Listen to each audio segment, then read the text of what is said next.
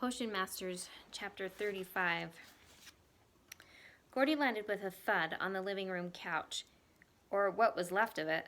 Zelda's grenade had incinerated all but the wooden frame and a single cushion. Tendrils of smoke rose from the charred remains, and Gordy had to cover his mouth to stifle his coughing. The blaring of the smoke alarms, continued ringing in his ears. Surely the neighbors would have heard it, not to mention the series of explosions. They would have called the police or the fire department, or maybe even the National Guard. As Gordy stood from the couch, strong hands grabbed him, forcing his arms behind his back. He glanced up and saw a man with a massive black beard and two tiny eyes blinking down at him. A cigar the size of a toilet paper tube jutted from the man's mouth, and a pungent smoke coiled out from the tip.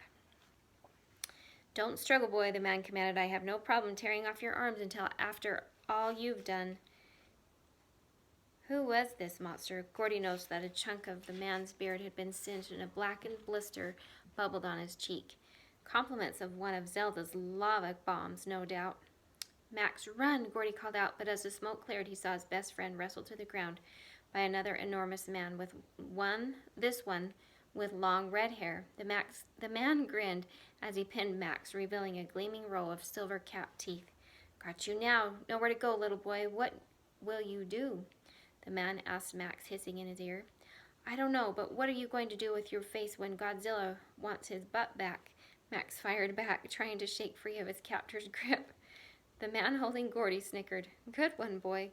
Gordy looked for Bolter and found him lying face down on the floor, struggling against the tightening grip of a Ventreat trap.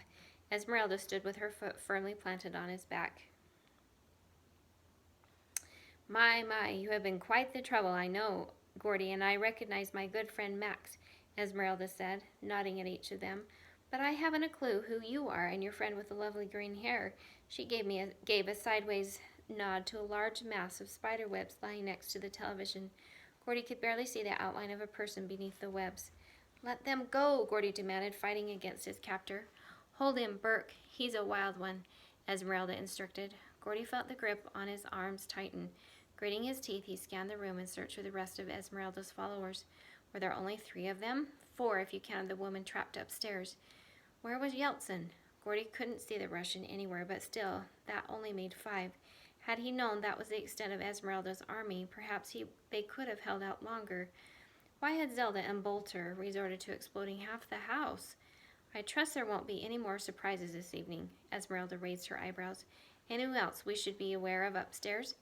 Gordy felt a ball of worry form in his stomach. His dad was upstairs, unconscious, and wrapped up like a caterpillar in a chrysalis. What if Esmeralda suddenly got the urge to level the 2nd floor? Shoulders slumping, Gordy shook his head. "No one's up there," he muttered. "This is everyone." Esmeralda walked away from Bolter, digging in her bag. "Good, you could have avoided this," climbing onto the recliner. She pulled out a bottle of torpor tonic and sprayed the smoke detector. The potion didn't completely stifle the shrill alarm, but the sound softened into dim, monotonous background noise. "All the damage to your home, to your mother's lab. Look at this place." Esmeralda flourished her hand around as she hopped off the chair, pointing out the smoldering remnants of the furniture. Potted plants lay overturned, and large segments of carpet had disintegrated, leaving only bare wood and scorched marks in their place. Gordy could see the wall through a vast cavity in the middle of the piano.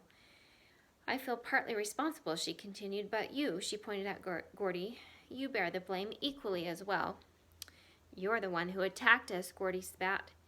"We were provoked," she said. "We came with peaceful intentions and gave you ample opportunity to comply with our demands. Look at what we're armed with, torpor tonic and a few other mild concoctions. Had we wished ill toward you and to your family, don't you think we would have equipped ourselves better? You had no reason to refuse us. Now where is it?" "Where's what?" Gordy asked. She snapped her fingers. "Don't trifle with me, boy. Produce the eternity elixir, or I shall be forced to take extreme measures. And what in the world is wrong with you?" Something behind Gordy had distracted Esmeralda, and she turned her attention away. Max squinted in pain. Sweat dripped from his forehead, and he wailed in agony. "Max, what happened to you?" Gordy asked. Max's lips puckered, but he couldn't respond. Suddenly, he started to scream. Gordy cringed from the near-deafening sound. He wanted to cover his ears, but he couldn't move with the barbaric Burke clamping down on him. What did you do to him, Dieter? Esmeralda asked the man gripping Max's arms. Nothing. I was just holding him, Dieter said in a gruff Scottish accent. Just holding him, she scoffed. The boy's all pale. I didn't tell you to do anything to anyone yet. You have to let him go. He needs medicine, Gordy shouted as Max began to writhe. Had he broken something during the fall through the hole? What if Dieter had injected Max with some sort of violent potion? The results could be catastrophic. Esmeralda narrowed her eyes. Nonsense. I know a ruse when I see one. Let him wriggle all he wants, but don't you let him go. Dieter squeezed Max's arms and pulled him into a bear hug. Burke screeched. Burke, search Gordy's pockets, she instructed. I'm not waiting around any longer. Burke hesitated. But what if he has something in one of them? Something dangerous? He'll let you know, won't you, Gordy? Gordy wasn't listening to her. He couldn't peel his eyes off Max. His best friend looked as on the verge of passing out. Profuse sweat glistened on Max's cheeks, and his lips turned ashen. Well, Bert grunted, there's nothing sharp, is there? The man frisked Gordy, patting each leg cautiously, before slipping a finger into one of Gordy's pockets. He checked both the front and back ones, then shook his head. Ain't nothing here, at least not in his breeches. Gordy, Esmeralda's nose twitched. I'm losing my patience. Gordy's eyes flitted between Max and Esmeralda. I don't have it. He pointed with his chin to the mass of vines on the ground. Bolter does. Ah, I see. Kneeling, Esmeralda pulled a gleaming dagger from her leather satchel and cut away the vines from around Bolter's legs. You stay still, sir, or I'll have to poke you, she warned. Bolter lay rigid. With the flat side of the dagger, she probed Bolter's pockets, her eyes widening when she discovered what she was looking for. There you are, she inserted the pointy end of the dagger into the pocket over Bolter's left hip. Esmeralda eased her fingers into Bolter's pocket and had just extracted the eternity elixir when something whizzed by Gordy's ear and struck her squarely on the back. It happened so suddenly, Gordy hadn't seen from where the bottle had been thrown. Esmeralda stiffened and spun around, brushing away the pieces of shattered glass and liquid from her shoulders. Who threw that? She demanded, glaring at Gordy. Gordy looked around, desperately searching for who had come to the rescue. But there wasn't anyone else in the room. Esmeralda looked up at the hole in the ceiling, brandishing the dagger in front of her. Who's up there? Show yourself. But no one appeared in the opening. She sniffed her jacket and gagged. Did anyone see who threw it? No, ma'am, Burke admitted. I was watching the boy. Do you hear that? Dieter asked, the light from the room causing his silvery teeth to sparkle as he tilted his head to the side. Is that not rain? Everyone stopped to mimic Dieter. The fire in the stairwell still popped and crackled, but it had started to dwindle. Gordy could hear his heartbeat thudding in his ears as well as in his own breathing. There was still the low drone of the smoke detectors, but beneath it all, there was something else, a rumbling from outside the house. It originated from afar and wasn't quite as loud as thunder, but the sound grew. It's not rain, Burke said boorishly. Sounds kind of like... He stopped his movement near the window, forced the curtains to billow out. A rat emerged from behind the curtain. Esmeralda jammed her hand into her satchel, but she wasn't fast enough. Another rat joined the first one, and then another, and then another. In mere moments, 100 rats had scurried up the sidewalk and into the living room, pouring through the ruined front door and the immense holes in the windows. Esmeralda dropped the eternity elixir. The vial of potion rolled a few feet away, but she didn't have time to collect it. The rats paid no attention to anyone else in the room, only her. She tried to retreat, but tripped over Bolter's prostrate body and slammed her rear end against the floor. Her eyes grew to the size of two ripe plums as she frantically rooted around in her bag for something to defend herself. And still the rats came. Gordy blinked, not believing what he was seeing. There were so many of them. Pink ones, black ones, dark gray ones with mangled whiskers and crooked tails. They snapped at each other, clambered over the furniture, squeaking and chattering as they advanced. Where had they all come from? Gordy had no idea there could be so many rodents in Ohio.